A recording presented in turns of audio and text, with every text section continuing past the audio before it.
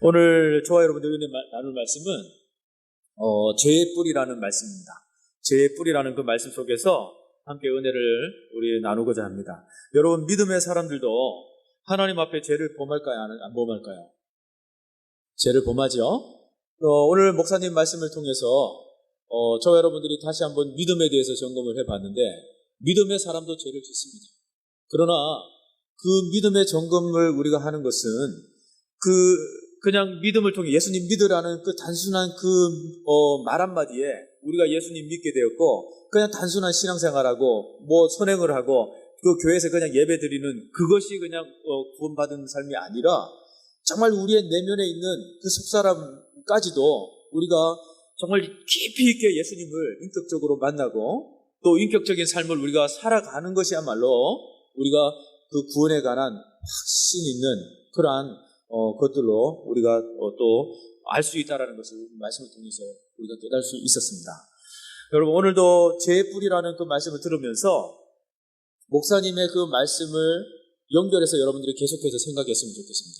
믿음이라는 그 부분들을 여러분들이 놓치지 아니하고 계속해서 연관되어서 그 부분들을 오늘 본문을 접근하고, 그 믿음을 통한 그 모든 행위적인 부분들이나 또 말씀을 버린 부분들이나 이 모든 부분들을 저와 여러분들이 그것을 생각하고 나갈 때 잘 연결되어져서 우리가 은혜가 좀 더 커지는 줄 믿습니다.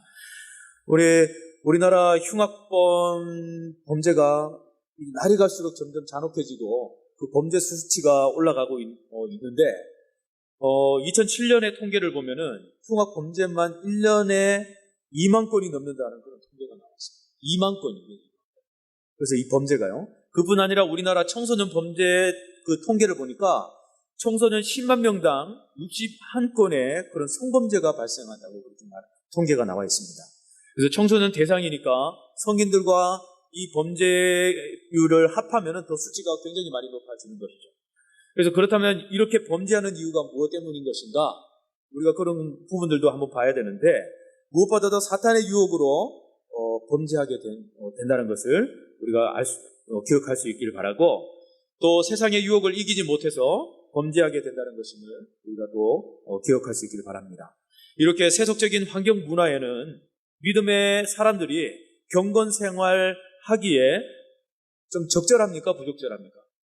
부적절한 환경에 우리가 살고 있는 것이죠. 온데 이렇게 세상 여기 예배 마치고 바로 이제 바깥에만 나가도 우리는 범죄에 노출되어 있고 범죄의 상황을 우리는 접하게 됩니다. 심지어 가정에 돌아가면 가정이 또 전쟁터가 될 수가 있고, 자녀를 만나면 자녀와 전쟁터를 우리가 또 전쟁의 상황을 또 볼 수가 있는 것이죠. 그래서 우리의 상황은 늘 영적인 그런 전쟁의 상황에 있다는 것을 우리가 기억해야 합니다. 그래서 우리는 경건 생활하기에 부적합한 그런 곳에 살고 있다. 오늘 본문 말씀은 성도가 하나님 앞에 범죄케 되는 그 이유가 무엇인지를 말씀해 주고 있어요. 그 이유는 말씀에 대한 자세에서 시작한다고 말씀하고 있습니다. 그래서 오늘 몇 명의 성경의 인물들을 우리가 좀 대조해 보면서 말씀과 범죄의 관계성을 가지고 깨닫는 시간을 우리가 좀 가지려고 합니다. 그래서 죄의 시작, 이것이 바로 죄의 시작, 곧 죄의 뿌리는 어디에 있을까? 그것을 오늘 성경에서 한마디로 말씀하고 있는데, 하나님의 말씀을 업신여기는 데 있다라고 말씀하고 있어요. 우리 9절 말씀을 한번 읽어보시겠습니까? 9절 시작. 그러한데 어찌하여 내가 여호와의 말씀을 업신여기고 나 보기에 악을 행하였느냐? 내가 칼로 햇사람 우리아를 치되 암몬 자손의 칼로 죽이고 그의 아내를 빼앗아 내 아내로 삼았도다. 다윗이 범죄한 그 이유가 무엇인지를 말씀하고 있는데, 그 제일 앞에 말씀하죠. 내가 여호와의 말씀을 업신여기고 라고 말씀하고 있습니다. 이 업신여긴 데에서 어디까지 가게 되는 거예요? 칼로 죽이는, 살인하는 그런 살인죄까지 가게 된 다윗의 그러한 범죄 행위를 고발하고 있습니다. 오늘 9절에서 말씀한 바와 같이 다윗의 범죄의 발단이 어디에 있는지를 밝히고 있는데, 다윗 왕이 전쟁 때마다 계속해서 승리를 하고 그 위상이 상당했을 때에 충신 우리아의 아내 바세바를 불의하게 취하는 그러한 범죄를 하게 되었어요. 더욱이 이 사실을 감추려다가 충신 우리아까지 간접적으로 죽게 만들었습니다. 이때 여호와께서 그걸 사랑하시는 다윗 왕에게 나단 선지자를 보내시고 책망하시는 장면이 오늘 본문의 말씀이에요. 그 다윗의 간음죄, 살인죄가 무엇 때문에 기인하는 것이냐? 다시 한번 말씀드립니다. 여호와의 말씀을 업신여겼기 때문이다. 여호와의 말씀을 업신여겼기 때문이다. 10절을 우리 한번 읽어보겠습니다. 시작. 이제 내가 나를 업신여기고 햇사람 우리아의 아내를 빼앗아 내 아내로 삼았은즉 칼이 내 집에서 영원토록 떠나지 아니하리라 하셨고, 다시 한번 반복합니다. 무엇이라고요? 이제 내가 나를 업신여기고, 우리가 하나님의 말씀을 업신여기고 하나님의 뜻을 업신여겼을 때에 그 업신여김을 통하여서 우리는 범죄 상황에 있게 된다는 것이죠. 여러분, 사람을 업신여긴 그 경험이 있으시죠? 그죠? 업신여길 경우가 있을 겁니다. 저도 있습니다. 없다고는 말하지 않겠습니다. 아내에게도 업신여긴 적이 있었고, 자녀에게도 업신여길 때가 있었고, 성도에게도 업신여길 때가 있습니다. 그런데 특히 한 번은 교회에 있는데 이런 상황이 있었어요. 멀쩡하게 차려입고 양복을 입은 한 신사가 왔어요. 나이가 지긋이 들었습니다. 왔는데 나는 목사라고 그렇게 밝히더라고요. 그러면서 목사의 자격증을 펼치듯 지갑에서 꺼내서 나는 목사 자격증이 있는 사람입니다. 저는 목사 자격증 있는 사람은, 자격증 들고 다니는 사람은 처음 봤어요. 그래서 참 무엇을 또 말하고 이렇게 말씀하시는 거냐 하면서 또 이렇게 내심 고민하면서 있는데, 자격증을 펼치면서 자기의 상황, 노예는 펼쳐진 상황, 어려운 상황 이렇게 이야기하면서 나중에는 10,000원이 필요합니다 라고 이야기를 하는 귀한 목사. 네. 정말 이게 정말 목사인가? 자격증을 들고 있는 그 목사님이 정말 목사인가? 네. 그때 제가 최고의 경지에 오르는 업신여김을 가져봤던 적이 있는 것 같아요. 그냥 때리고 싶더라고요. 한 대 때리고 내보내고 싶더라고요. 물을 뿌리고 소금을 뿌리고 내쫓고 싶더라고요. 목사라는 그런 신분을 가지고, 그것도 목사 자격증을 신분증을 가지고 다니는 그분이 10,000원을 달라 하면서, 그러면서 참 내 마음이 굉장히 좋지 않았습니다. 좋지 않았어요. 그럴 때 업신여김이 있었어요. 그런데 내 한켠으로는 보내고 나서 저는 돈이 없는 사람입니다. 라고 그냥 조심스럽게 말을 하고 돌려보냈는데, 한켠으로는 그렇게 속에서 업신여긴 그 마음이 너무나 나를 보면서 아팠어요. 이런 것을 보면서 저도 죄의 뿌리가 깊은 사람이구나 하는 것을 깨닫게 됐어요. 나도 죄의 뿌리가 있는 사람이구나. 그런 뿌리가 있기 때문에 그런 것을 보면서 두 주먹이 불끈쥐어지고 그런 경험이 있기 때문에, 뿌리가 있기 때문에 나도 그런 것들이 용납하지 않는 그런 부분이 있지 않았던가, 그런 생각을 가지게 되었어요. 우리들도 그렇게 남을 업신여기는 마음이 있지만, 그 업신여기는 그 강도가 더 커지면 커질수록, 내가 그 강도에 커지면 커질수록 그 업신여김이, 같은 상황의 업신여김이 나에게 더 크다는 것을 내가 알아야 됩니다. 나도 저 사람과 같은 업신여김을 가지고 있는 자다. 그러니까 더 화를 내고 더 그 부분을 덮기 위해서 우리도 화를 낸다는 거예요. 그것이 바로 쓴뿌리를 가진 자. 반대로 사람들이 나를 업신여기는 말을 했다면 여러분은 기분이 어떨까요? 여러분? 내가 업신여김을 했지만 반대로 내가 업신여김을 받았다라고 했을 때 여러분 마음이 어떨까요? 어쨌든 우리는 사람을 상대하면서 더불어 살아가는 그런 성도들 아니겠습니까? 교회 안에서도 성도와 성도, 또 사람과 사람, 이렇게 더불어서 사는 그러한 자들 아니겠습니까? 그러한 저와 여러분들이 서로 업신여기며 살아간다는 것은 하나님의 말씀을 어기는 일이고, 하나님의 그러한 명령하신 부분, 말씀하신 부분들을 우리가 어기는 죄를 범하는 그런 경우임을 기억할 수 있기를 바랍니다. 그리고 우리도 하나님의 말씀을 업신여길 때 죄 짓게 된다는 것을 우리가 기억할 수 있기를 바랍니다. 하나님의 말씀을 중히 여길 때에 사탄의 유혹이나 세상의 유혹이 일다 할지라도 능히 물리칠 수 있게 되는 것입니다. 우리 또 말씀은 하나님의 말씀을 제쳐놓는 것이 죄의 시작이 되었다라고 말씀하고 있어요. 우리 이 상황을 이렇게 접하면서 우리 사도행전 6장의 말씀을 살펴보면은, 이 사도행전 6장의 말씀에 보면은 말씀을 제쳐 놓았을 때에 우리 다윗은 업신여겼다라는 말씀을 드렸지만, 예루살렘 교회가 날마다 부흥하면서 성도의 수가 굉장히 많이 늘어났습니다. 기도하면서 또 복음을 전하면서 굉장히 빠른 속도로 이 예루살렘 교회가 부흥하고 성장하는 일이 있었습니다.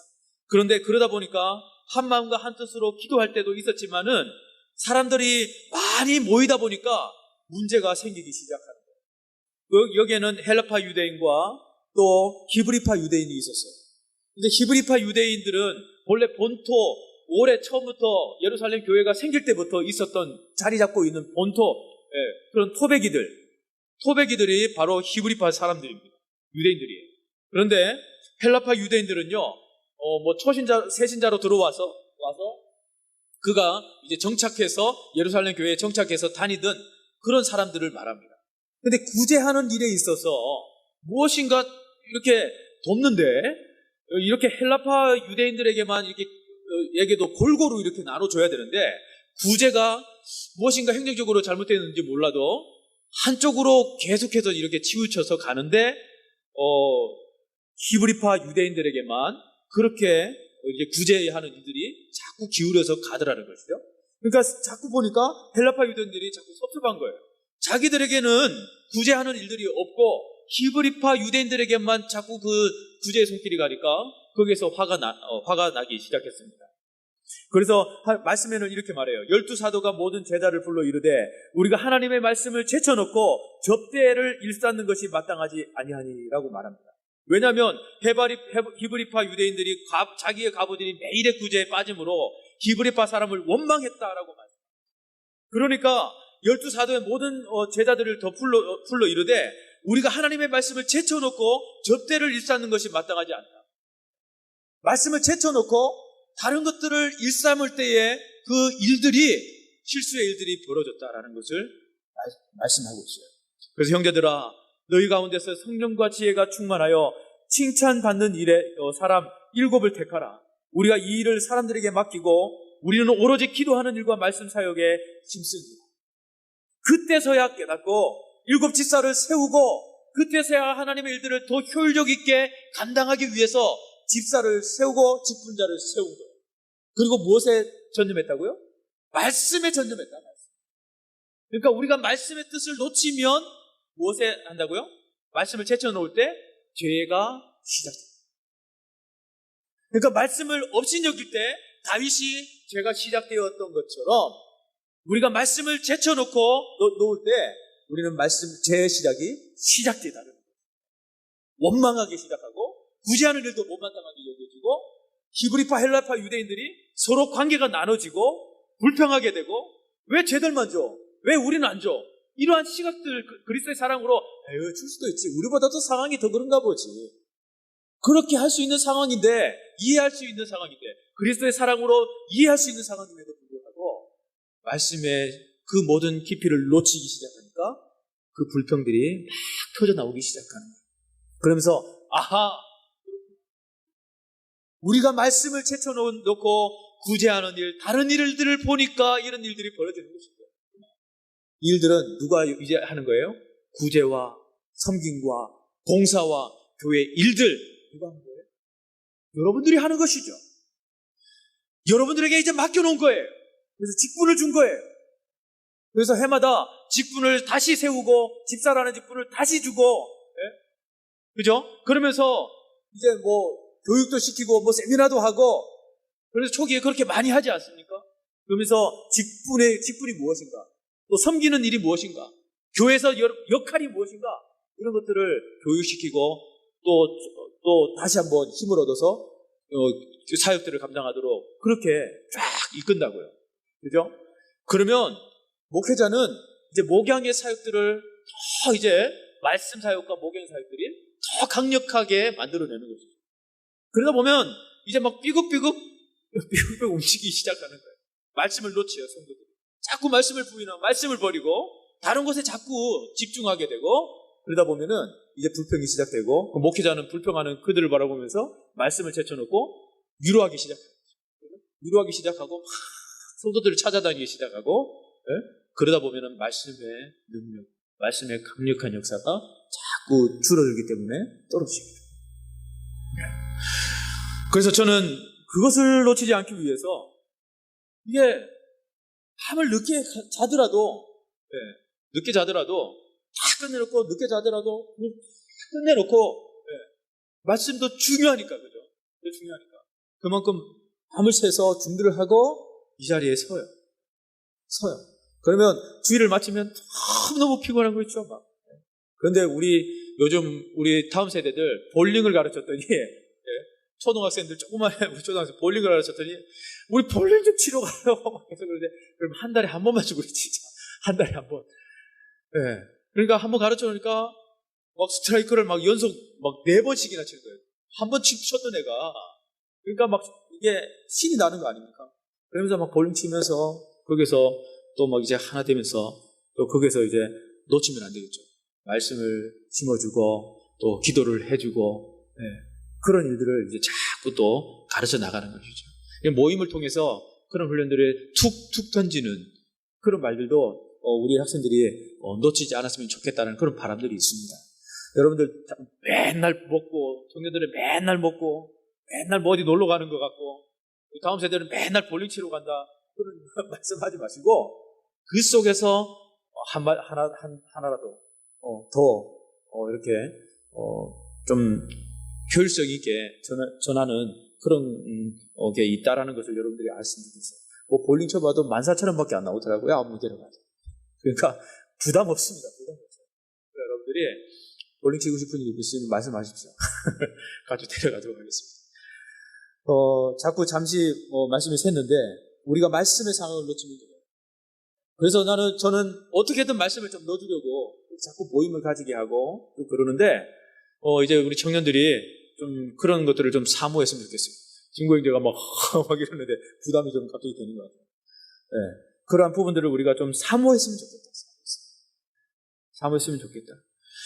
문제에 대한 해결책으로 성도들 가운데 성령과 지혜가 충만하여 칭찬받는 사람 7을 택했다라고 말하는데 저와 여러분들이 그 7인 줄 믿습니다. 그 사명들을 감당할 수 있는 저와 여러분들이 될 수 있기를 주님으로 축원드립니다. 이제 본문으로 다시 돌아옵니다. 다윗이 말씀을 회복할 때 하나님의 관계도 회복되었어요. 다윗이 어떻게 회복되었습니까? 말씀으로 회복할 때. 말씀으로 회복할 때. 다윗은 한 부자의 소행을 나단 선지자로부터 들었어요. 그리고 분노했습니다. 이 분노했다라고 그렇게 말해요. 어떻게 감히 그런 있는 자가 가난한 자 지난주에도 가난한 감사에 대해서 이렇게 말씀을 했는데 가난함에 대해서 요즘 계속해서 묵상이 되더라고요. 가난한 자의 것을 자기 그냥 친딸처럼 이제 느껴지는 거예요. 자식처럼 양이 젖을 짜는 양이 이제 자기 자식처럼 느껴지는 그 양을 제사를 드리는데 자기 집은 많아요. 많은 양이 있어요. 근데 손님이 왔다 그래서 자기 집 거 안 잡고 다른 가난한 자 집에 그 양을 잡아가지고 접대했단 말이에요. 빼앗다 하듯이 그 양을 접대했대요. 나단 선지자가 그렇게 이야기를 하니까 뭐라 그러는 거예요? 그런 괘씸한 놈을 봤나? 그러고 있는 거예요. 그래서 가만둬 하면서 분노를 일으켰다고 그래요. 말씀을 들을 때 자신의 그 어떤 상황을 보면서 분노가 일으켜지는 거예요. 이제 바른 상황이 보여지는 거죠. 그죠? 나단 선지자가 말씀을 바르게 전하고 있는 것입니다. 가난한 자에게 빼앗았다 하면서 말씀을 전하고 있는 거예요. 선포하고 있는 거예요. 하나님께서 지시한 모든 부분을 선포하고 있는 거예요. 그죠? 그러면 그 부분을 다윗이 들었어요. 근데 분노했다라고 그래요. 뭐예요? 다윗이 그 말씀을 들으면서 바르게 하나님의 이것은 바른 것인데 왜 그딴 짓을 하느냐라는 거예요. 그러니까 말씀을 들을 때 우리는 분노할 수밖에 없어요. 사단의 모든 공략들을 보면서 우리는 분노하는 거예요. 그런데 말씀을 중심이 없으면 분노를 하지도 아니하고 이거 뭐 저래도 좋고 이래도 좋고 그 중심이 없으면 안 되는 거예요. 말씀의 중심을 붙들고 우리가 그 모든 제약들 보면서 분노해야 되는 겁니다. 다윗처럼 말씀을 들어갈 때 그 분노도 일어나는 거죠. 그러면서 이 일을 행한 사람은 마땅히 죽을지라 그렇게 말합니다. 그러면서 그 양 새끼를 몇 배나 갚아주라고요? 4배나 갚아주어야 해요. 그러면서 말씀으로 돌아가는 그런 다윗의 회복된 모습들을 보여주고 있습니다. 그가 범죄 중에도 말씀의 정신으로 돌아가고 있는 거예요.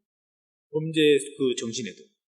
그는 내가 여호와께 죄를 범하였노라 하면서 13절에 그렇게 고백하고 있어요. 우리 13절 한번 읽어볼까요? 시작. 다윗이 나단에게 이르되 내가 여호와께 죄를 범하였노라 하며 나단이 다윗에게 말하되 여호와께서도 당신의 죄를 사하셨나니 당신이 죽지 아니하려니와. 그 후 그는 침상에 눈물을 적시도록 참회하는 그런 다윗의 모습을 볼 수 있어요. 엉엉 울면서 막 통곡을 하면서 침상이 눈물에 적실 정도로 그렇게 표현하고 있어요. 흠뻑 적실 정도로 막 펑펑 눈물이 났다는 거죠. 얼마나 괴로우면요. 얼마나 괴로우면.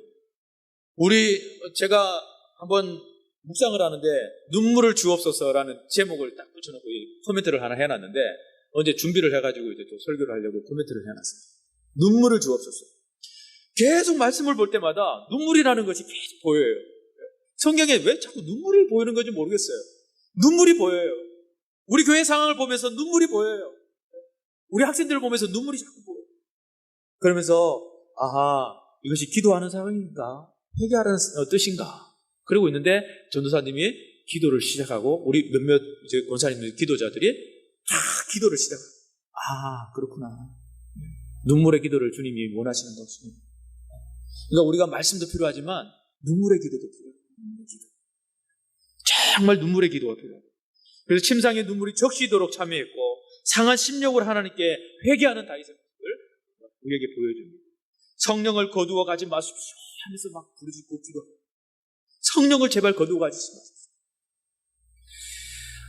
이렇게 철저하게 통회하는 다윗의 모습을 우리가 볼 수 있고 이는 여호와의 책망의 말씀을 중히 여긴 그런 신앙의 자세라고 할 수가 있습니다. 또 하나는 죄의 쓴뿌리는 여호와의 말씀을 버리는 것이에요. 죄의 쓴뿌리는 여호와의 말씀을 버리는 것입니다. 그래서 그 첫째로 말씀을 버리는 것은 그 말씀을 멸시하는 것이에요. 내가 말씀을 버렸어요. 말씀을 무시했어요. 말씀을 따르지 아니에요. 그것은 말씀을 멸시하는 행위예요. 그래서 하나님의 말씀을 심상히 여기고 아말렉과의 전쟁에서 진멸하라 하신 양과 소떼를 몰고 돌아온 사울왕에게 하나님께서는 그 사무엘 선지자를 보내어서 책망하기를 왕이 여호와의 말씀을 버렸으므로 여호와께서 왕을 버려 왕이 되지 못하게 하셨나이다 라고 말씀합니다. 사무엘상 15장으로 내려가면 전으로 가면은 이 사울의 상황을 볼 수가 있어요. 이 사울의 모습과 다윗의 모습을 우리가 한번 살펴봐야 돼요. 우리 다윗은 눈물로 통회하고 눈물로 자백하고 그렇게 고백으로 넘어갔지만 사울의 상황은 그렇지 않습니다. 사울은 왕이 여호와의 말씀을 버렸으므로 여호와께서 왕을 버려 왕이 되지 못하게 하셨습니다 라고 말해요. 그러나 사울왕은 그 책망의 말씀을 다윗처럼 중히 여기지 아니하고 멸시했다라고 말씀하고 있습니다. 이같이 어리석은 일은 없죠. 죄를 풀러드리는 일을 하고 있기 때문에. 그래서 성경은 여호와의 말씀을 멸시하고 그 명령을 파괴하였은즉 그 죄악이 자기에게로 돌아가서 온전히 끊어지리라 라고 민수기 15장 31절하게 말씀하고 있습니다. 여러분, 이같이 하나님의 책망의 말씀을 멸시하고 반항한 적이 없습니까? 계속적으로 그 말씀에 순종하기를 미루고 있는 것은 없습니까? 여호와의 말씀을 버리지 마시기를 바랍니다. 여호와께서 말씀하시기를 중지하시고 나에 대하여 침묵하시면 우리는 죄악을 분별치 못하고 돌이킬 수 없는 그런 죄악을 범할 수 있을 수밖에 없습니다. 한 말씀 한 말씀에 나의 마음을 기울여야 하는 것입니다. 그 말씀에 우리 인생과 미래를 걸어야 합니다. 말씀 속에 성공과 축복, 미래의 영광이 있기 때문에 그렇습니다.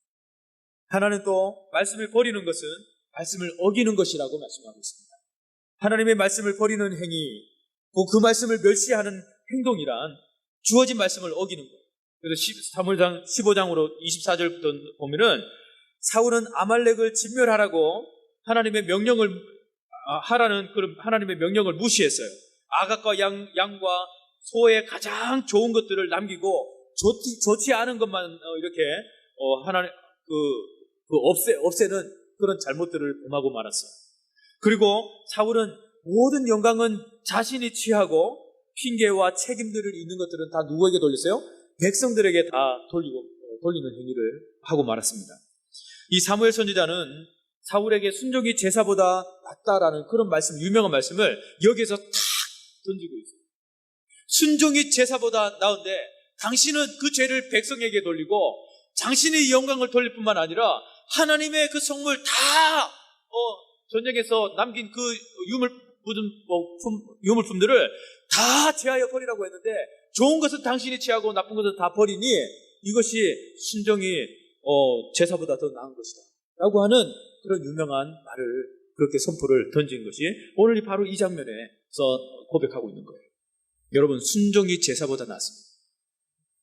예배, 우리가 중요합니다. 예배 드리는 거 중요합니다. 공동체가 예배 드리는 건 너무너무 중요합니다. 정말 중요합니다. 순종이 빠진 예배 하나님 받으시지 않습니다. 저와 여러분들, 순종이 얼마나 중요한지 몰라요. 직분자에게 순종이 없어보세요. 이 자리에 나올 수 있겠습니까? 섬김이 있겠습니까? 기도가 있겠습니까? 말씀에 순종이 있겠습니까? 목회자의 말씀을 따르겠습니까? 비전을 따릅니까? 순종이 없으면 될 수 없어요. 순종의 모터를 우리에게 주셨어요. 그 순종의 모터를, 그 예수 그리스도의 그 연료를 집어넣고 순종의 열정을 불태울 수 있는 저와 여러분들이 될 수 있기를 주님을 소망합니다. 24, 25절에 사울이 사무엘에게 이르되 내가 범죄하였나이다. 내가 여호와의 명령과 당신의 말씀을 어긴 것은 내가 백성을 두려워하여 그들의 말씀을 청종하였음이니 청하오니 내가 지금 내 죄를 사하고 나와 함께 돌아가서 나로 하여금 여호와께 경배하게 하소서. 누구의 고백이에요? 사울의 고백입니다. 사울이 이렇게 고백했어요. 그러나 하나님이 그 모든 사울의 그 기름 부으심을 다른 촛대를 다 옮기셨어요. 사울의 기도를 더 이상 받지 않으십니다. 사울을 그냥 버렸습니다. 왕으로서 그 자체를 버렸습니다. 그렇기 때문에 그렇게 늦게서 자신을 돌이키고 내가 백성을 두려워했기 때문에 그런 죄를 지었어요. 그러면서 백성에게 죄를 돌리고 있습니다. 그래서 백성들 때문에 두렵기 때문에 내가 그랬어요 하면서 회개하는데 그것이 회개가 아니에요. 백성들에게 잘못을 돌리고 있는 거예요. 회개하는데 자신이 잘못한 것을 들추어내야 되는데 백성들 때문에 그러고 있는 거예요. 회개라는 것이 이런 게 회개가 아니에요. 내가 잘못했습니다. 하나님, 나 때문에 이런 상황이 벌어졌습니다. 나를 죽여주십시오 하는 것이 회개예요. 내 마음을 치는 것이 회개인 것이지 다른 사람 백성들의 마음을 치는 것이 회개가 아니잖아요. 그렇지 않습니까? 그런 상황을 보면서 우리가 올바른 회개도 할 수 있어야 됩니다. 그런 생각들을 우리가 또 가져봅니다. 민수기 23장 19절에 하나님은 사람이 아니시니 거짓말을 하지 아니시고 인생이 아니시니 후회가 없으시도다. 어찌 그 말씀하신 바를 행하지 않으시며 하신 말씀을 실행하지 아니하시랴. 그렇게 말씀합니다. 사울은 다시 한번 사울에게 자신이 죄를 범하였을지라도 자신과 함께 돌아가서 하나님께 경배할 수 있도록 좀 제발 해달라고 그렇게 요구를 했지만 사무엘은 가던 길을 돌이켜서 사울과 함께 갔고 사울은 여호와께 경배드렸지만 때는 늦고 말았습니다. 결국 그의 불순종에 대한 값을 치르고 말았습니다. 그렇습니다. 여러분, 순종이 제사보다 나은 것입니다. 우리도 여호와의 말씀보다 사람의 말을 더 우선해서는 안 되는 것임을 우리가 기억할 수 있기를 바라고, 그러면서 여호와의 말씀을 업신여기게 되는 저와 여러분들을 우리가 보면서 윗사람이나 상사나 부모나 또 아내의 말이나 자녀의 말이나 하나님 말씀보다 더 귀중히 여기면 우리는 하나님 앞에 죄를 범죄케 될 수밖에 없음을 우리가 고백할 수 있기를 바랍니다. 아담이 선악과 열매를 금하신 그는 하나님의 말씀보다 아내 하와의 말을 더 따랐을 때에 죄가 시작이 되었습니다. 그렇지 않습니까? 그죠? 그럴 때 아합의 상황도 보면 누구의 포도밭이죠? 나단의 포도밭이죠? 나단의 포도밭을 상황을 봤을 때에 어떤 상황이 일어나요? 네? 그 자기가 가지고 있는 것을 보면서도 너무 탐이 나는 거예요. 그런데 나단의 포도밭이 너무나 탐이 나는데 마음이 막 병이 들었어요. 그러니까 이세벨이 보니까 그것을 어떻게든 찾아주고 싶어요. 이세벨이 아합에게 가가지고 찾아줄 것이다 하면서 또 이렇게 지시를 합니다. 아내의 뜻을 따라서 또 그대로 행했네요. 그러다 보니까 아내로 통해서 나단을 죽이게 되고 포도밭을 차지하게 되는 그런 일들이 일어납니다. 그 상황 속에서 저와 여러분들이 참 이런 상황들을 우리가 한번 살펴보고 그 시작에 하나님 말씀보다 아내나 타인이나 세상적인 것을 우리가 더 볼 때 말씀이 우리에게 죄가 들어올 시작이 될 수 있다는 상황들을 우리가 볼 수 있기를 바랍니다. 이제 말씀을 맺겠습니다. 말씀을 버리는 것은 축복을 버리는 거예요. 그래서 사울왕이 여호와의 말씀을 버렸을 때에 성령이 그에게서 떠나고 악령이 사로잡혔습니다. 말씀의 통치가 사라지면 사탄의 지배가 찾아옵니다. 사울왕에게 여호와의 음성이 끊어졌습니다. 불신앙과 불순종으로 나가는 그런 사울에게 사무엘 선지자의 음성도 끊어졌습니다. 하나님 자신과 그 종들의 침묵은 최대의 심판인 것이에요. 그래서 죄에서 헤어날 수 없게 됩니다. 악령의 통치에서 벗어날 수 없게 됩니다. 더 이상의 경건 생활을 기대할 수 없게 됩니다. 반대로 다윗이 진정으로 하나님 앞에 회개했을 때에는 다시 한번 말씀의 회복을 있었고 또 침상을 적셨지만 거기에 대한 대가를 치르게 되었습니다. 아들을 하나님은 데려가셨어요. 그러면서도 그 아이를 데려가지 말라고 그렇게 기도한 그런 다윗의 모습을 보면서 그래도 하나님은 데려가셨지만 그 이후로 다윗은 그 침상을 다 접고 다시 원점으로 왕의 자리로 다시 돌아가서 하나님의 그 뜻을 지시한 대로 그 뜻을 이루어가는 그런 다윗의 신실한 모습으로 세워진 모습을 우리가 돌이켜보면서 하나님 우리도 죄의 쓴 뿌리를 캠으로 통해서 말씀으로 돌아가고 말씀의 순종으로 우리 뜻을 세우고 교회를 세우고 우리 공동체를 세워갈 수 있는 우리 모두가 될 수 있기를 원합니다. 라는 그런 고백이 있기를 원합니다. 우리 잠깐 기도하고 우리 찬양하고 우리 함께 기도하는 시간 가지도록 하겠습니다.